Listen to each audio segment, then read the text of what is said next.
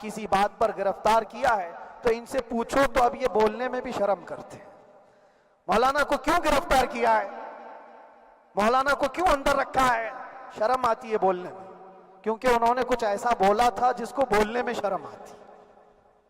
کیا بولا تھا میرے عزیزوں، یہ ایک الگ کہانی ہے، ابھی میں اس پر کچھ گفتگو نہیں کرتا، اس لیے کہ ہر ایک کو یاد ہو چکی ہے، ہر ایک کو یاد ہے، میں اس کہانی کی طرف نہیں جاتا، لیکن اتنا مجھے آج اس ملک میں رہتے ہوئے احساس ہے کہ ابھی بھی انصاف ختم نہیں ہوا ہے۔ انصاف پوری طرح ختم ہو جائے تو اللہ کا عذاب آ جائے گا، اللہ کا عذاب آ جائے گا۔ چند لوگ نا انصافی کر سکتے ہیں، لیکن پوری کی پورے روئے زمین پر رہنے والے انسان نا انصافی کرے، ایسا نہیں ہوتا۔ ہمارے حق میں سپریم کی طرف سے جو انصاف آیا ہے، ہمارے دل میں اس قدر جگہ ہے آج، اور اس قدر احساس ہے کہ ہمیں یہ اندازہ آج بھی ہوتا ہے کہ چاہے کچھ بھی ہو جائے لیکن انصاف پوری طرح سے مر نہیں سکتا، انصاف پوری طرح سے مر نہیں سکتا۔ یہ ہمارا ملک عزیز ہندوستان کسی خاص آدمی کے ٹھیکیداری میں نہیں ہے، سبھی کا خون شامل ہے یہاں کی مٹی میں، کسی کے باپ کا ہندوستان تھوڑی ہے، ہمارا بھی ہے، آپ کا بھی ہے، سب کا بھی ہے۔ اور میرے عزیزو پتہ نہیں، یہ بھی شاید راحت اندوری صاحب کا شعر ہے، اور اس سے پہلے بھی کچھ بولا تھا، وہ بھی ان کا ہی تھا، تو ڈینجر ہی ہوا کرتا ہے۔ اللہ تبارک و تعالیٰ آپ سب پر فضل فرمائے، کرم فرمائے۔ جو چیز خاص طور پر بولنی ہے وہ یہ ہے، ان حالات سے آج جو گھبرائے ہوئے ہیں، یہ وہ لوگ ہیں جو عیش پرست ہیں۔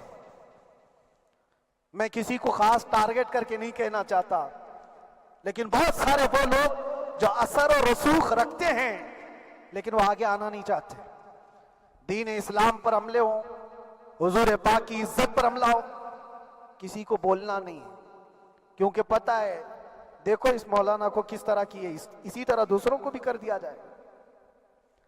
جو کمفرٹ زون میں بیٹھنے کے عادی ہو گئے وہ اپنا ایریا چھوڑ کر ہٹنا نہیں چاہتے۔ اگر میں کچھ کہوں گا حضور پاک صلی اللہ تعالیٰ علیہ وسلم کی ناموس کے لیے تو میرا عیش خطرے میں آ جائے گا، اکثر کی یہی سوچ ہے۔ میرا تو اپنا دھندا ہے، میرا بزنس ہے، میرے بیوی بچے ہیں، ہو سکتا ہے یہ مولانا کو کسی چیز کی فکر نہیں ہوگی۔ آپ کو میں بتاؤں، آپ کو اندازہ نہیں ہمارے دل میں ہمارے بچوں کی کتنی محبت ہے۔ میرے بھی چھوٹے سے بچے ہیں، جب وہ جیل کی سلاخوں کے سامنے آ کر آنسو بہاتے تھے تو دل پر چھریاں چلتی تھی۔ وہ بچے جو ہمیشہ ہمارے سینے پر سوتے رہے، آج میں ان کو چھو بھی نہیں سکتا۔ جب وہ سلاخوں کے پیچھے کھڑے ہو کر دور سے رو کر کے چلے جاتے 15 منٹ، تو کیا ہمارے دل میں بچوں کی محبت نہیں؟ کیا ہمارے گھر بار نہیں، ہماری بہنیں، ہمارے بھائی، ہماری ماں نہیں؟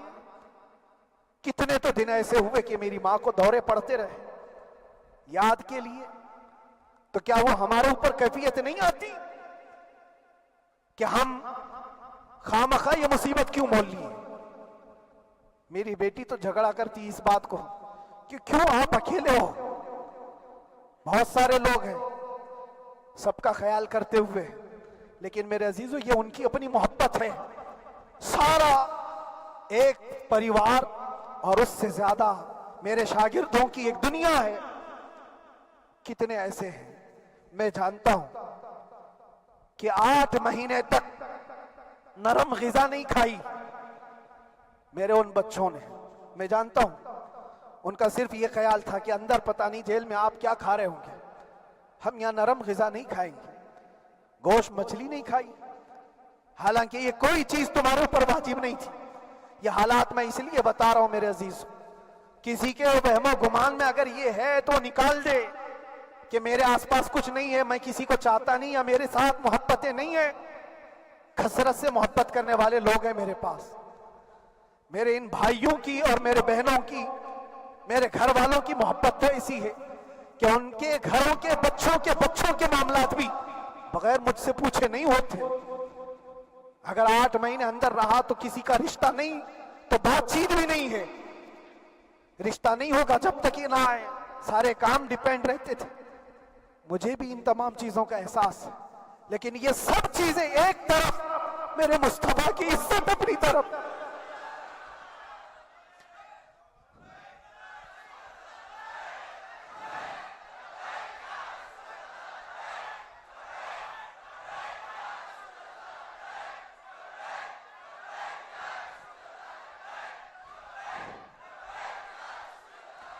میرے عزیزوں,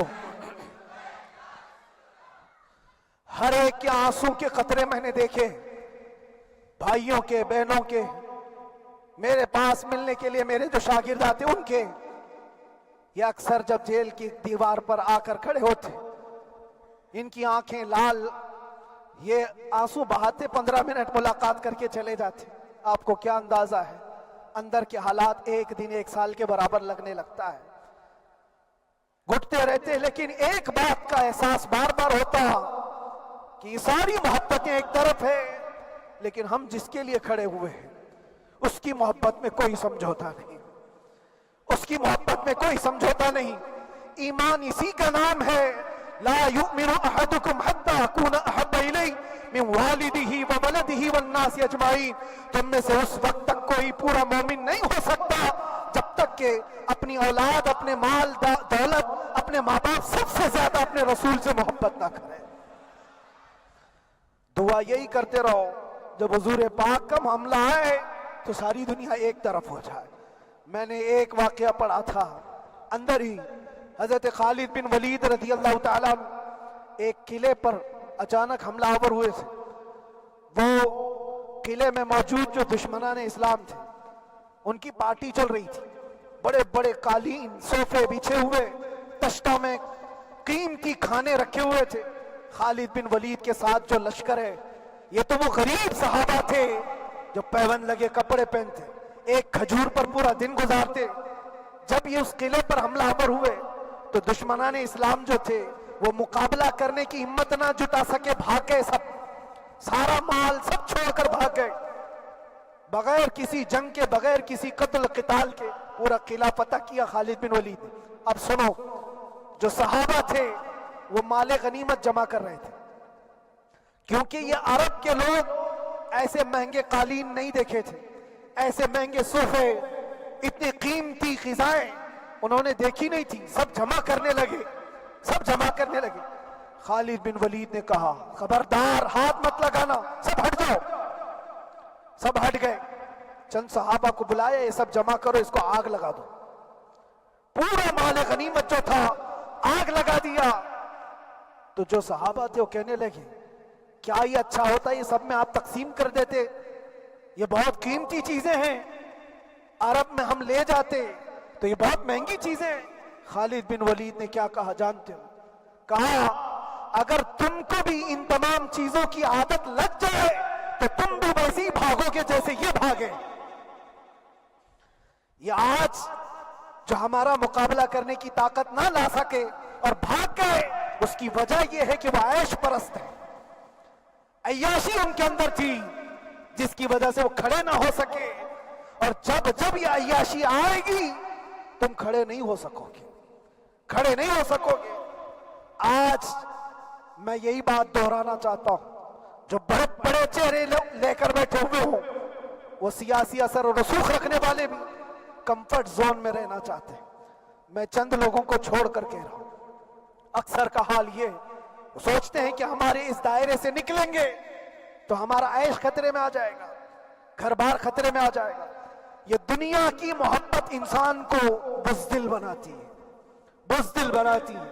اس لیے میرے عزیزو, آپ جب کبھی یہ بات آئے, ایک طرف میرا پورا خاندان, ایک طرف میرے عیش کی زندگی, اور ایک طرف رسول پاک کی عزت کا معاملہ, تو آپ مجھے بتاؤ آپ کس بات کا فیصلہ لیں گے؟ اسی بات کا فیصلہ لینا ہوگا نبی پاک صلی اللہ تعالیٰ علیہ وسلم کی عزت کی خاطر. تمہیں اس بات کا فیصلہ لینا ہوگا, اپنا سب کچھ گنبد خضرا کل بھی تھا آپ, میرے نبی سے میرا رشتہ کل بھی تھا آپ, اور بتلا دو گستاخ نبی کو غیرت سنی زندہ ہے, ان پہ مر مٹنے کا جذبہ کل بھی تھا آپ. بس یہ جذبہ باقی رہے. ہم کسی کو لڑنے کے لیے، مرنے کے لیے، مارنے کے لیے میدانوں میں اتارنے کی بات نہیں کرتے.